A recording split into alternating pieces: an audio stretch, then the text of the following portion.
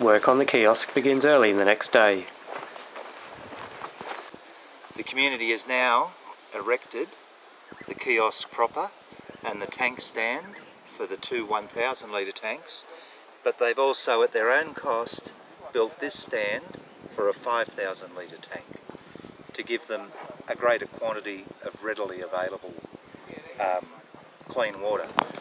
So our task today is to, with the two new filters we bought and the one that is already here, is to assemble the manifold system to link all three filters together and install the entire pumping and distribution arrangement.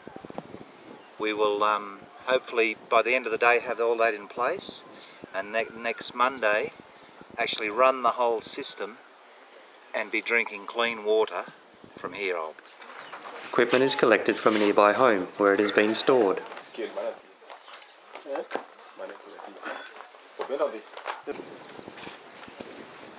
And then taken back to the kiosk where work begins in earnest.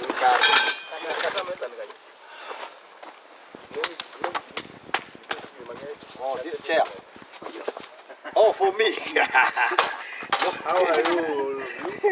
Thanks. Good morning. Good morning. How are you? How are you? Very fine. So you are back. I am back. Thank you.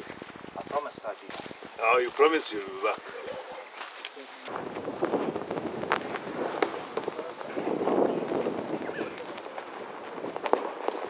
What we need is the foot for the pump, Yeah.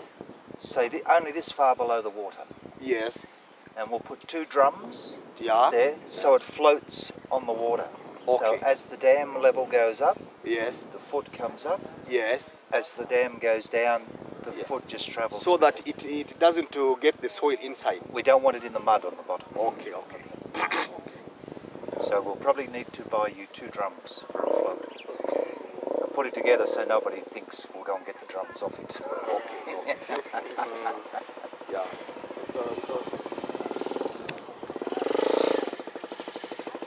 Our new filters are arriving. The filters are unpacked and the team kicks into action.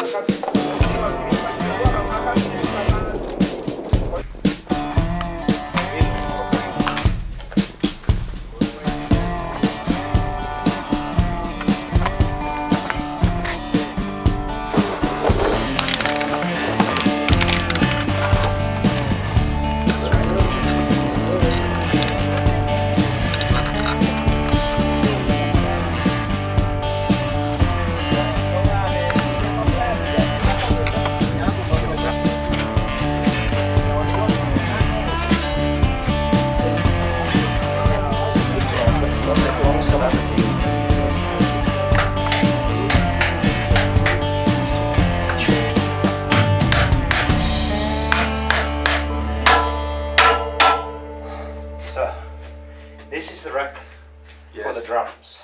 We'll make it twice as long. Yes. So when the customer comes, Yeah. they give the dirty drum. Yes. It goes on the shelf. Mm. The person dispensing the water will get a clean drum, hand to them, Yes. fill their thing. Mm. Then when he's got time, see the sink behind you, Yes.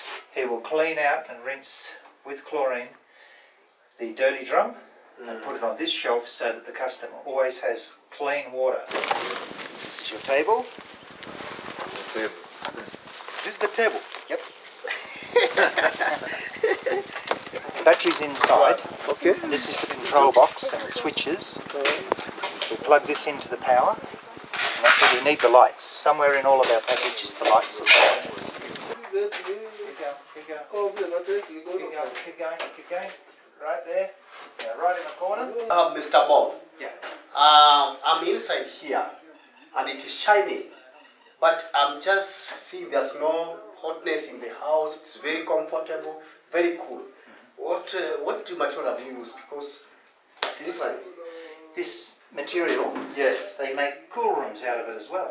yes, It's polystyrene in the middle okay, oh yes, and a yes. thin sheet of metal glued each side. Yeah, So insulation is very good. It keeps it very cool inside. okay, okay. So So very it's comfortable. all over the wall Everywhere. and even the roof. And this one even it could be my office. Your office? Yeah, it can be a very good and a wonderful office. We'll get you another chair. You put your chair here, your table here, Yeah. then the committee come, then you just give them services. It can be very good. The community will have a reason to see you every day. Yeah, yes. You'll be very popular. Thank you.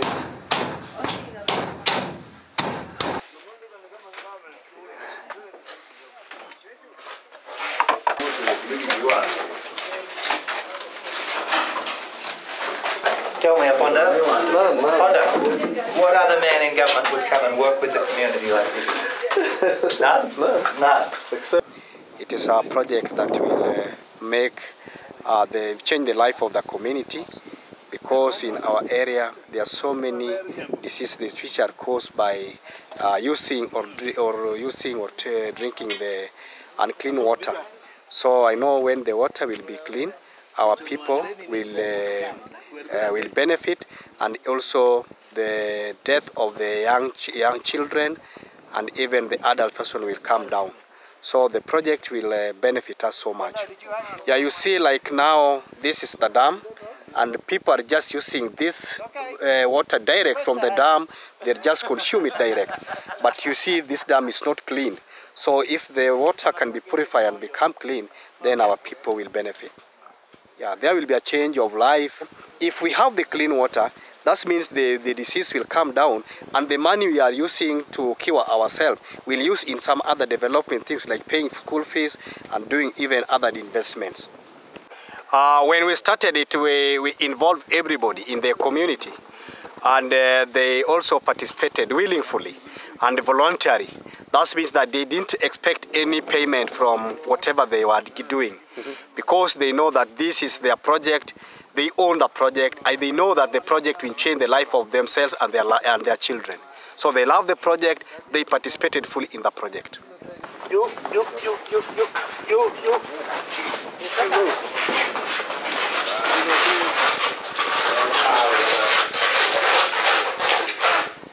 How good does that look? Let's fill it with clean water. Yes. The local health team arrives for a day of jigger control, one of the key initiatives of TKMP. This is Charles. Charles is the Jumbo. and this is Eunice. Eunice, Jumbo, Karibu. Yes. So Charles is the chairman of, we have 12 health workers around here, and Charles is the chairman of all. And Eunice is the person concerned, just adjacent village to this. When there is an outbreak of cholera or typhoid or malaria, the government normally issues them with the drugs so that they can walk home to home, school to school, treating sick people. That's the major thing they are really doing in the village here. This is the Roberts antiseptic For DP. And a word from our sponsor, Roberts. Kills germs fast. So this is just treatment of the person, and that to try and remove it from their feet. Yeah. And then with your backpack, you spray the house as well, the floor. We started treating Jiga, which was killing a lot of people due to poor sanitation, hygiene. And people have gained a lot. We have now get into the village homes and try to conduct home-to-home campaign, cleaning homes. Jiga is just a flea. After getting into the body, it feeds on human blood, multiplies. In a day, one can produces about 360 eggs a day. And so if there are about 5, you can imagine how the number will increase. So they keep on feeding on your blood and affecting your body. They start with your feet, go to your knees and even private parts, and then keep on feeding on blood. After a few months, 3 months, or you die if it's not properly, if you don't take care of them. And so it's off to the first home for the day.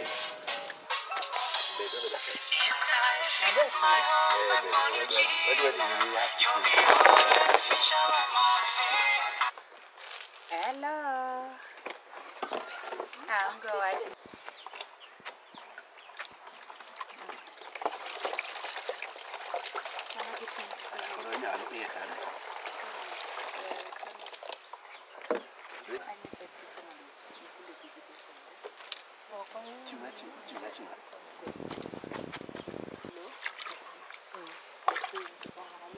Feet and hands are washed in antiseptic. And then the slow process of using a needle to dig out the eggs.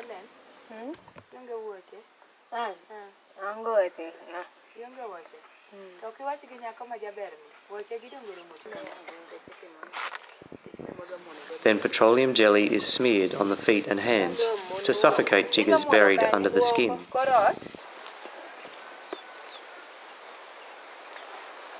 Finally, the floors are sprayed to kill jiggers in the dirt, and cow manure is spread to seal the floors.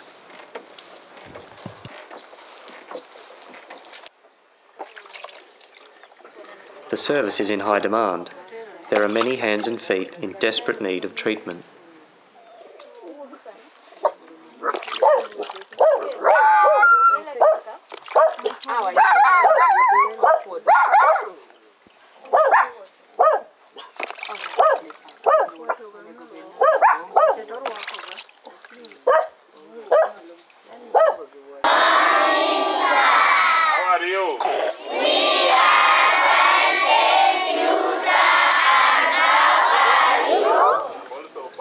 The next day begins with a visit to the nearest school. We are also privileged to have visitors here this morning. They have come to see our school, how it looks like. Are you happy to welcome them? Yes! They are very happy to welcome you. Say hi to them. Wonder Daddy. How are you? Greet them. They are saying, how are you? We are fine.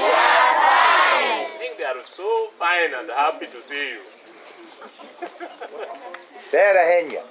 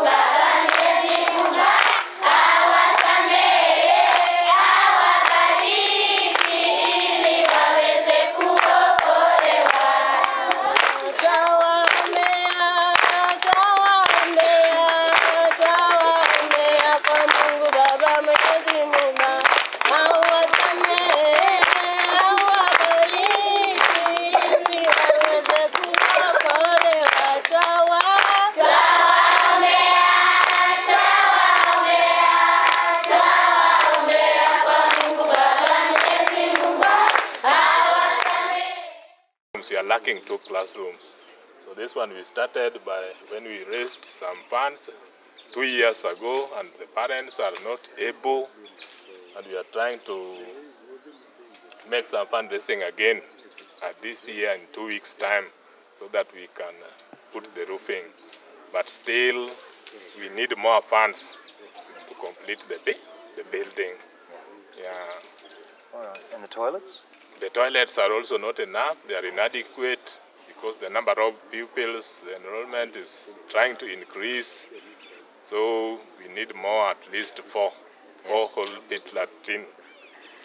Those 250 children? Yeah, 250 children.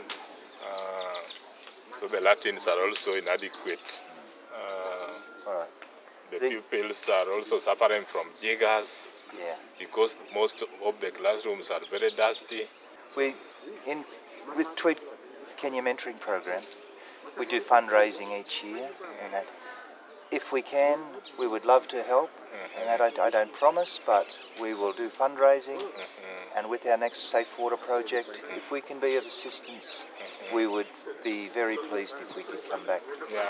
You make us feel welcome, and we'll try to help. Meanwhile, work is progressing steadily at Manyasi Dam, and many members of the community chip in to help.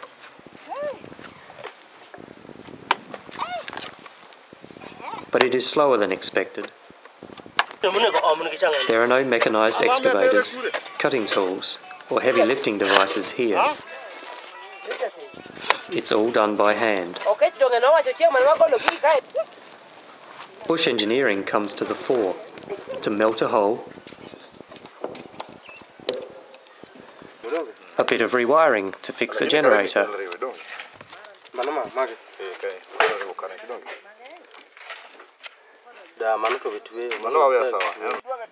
or skilled use of a machete to cut formwork and pegs.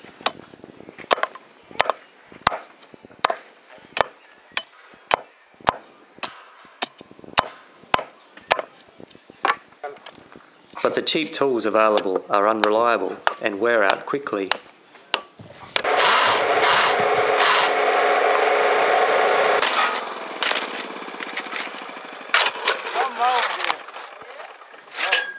It's a lesson in working with the different circumstances, outlook, and expectations of another culture.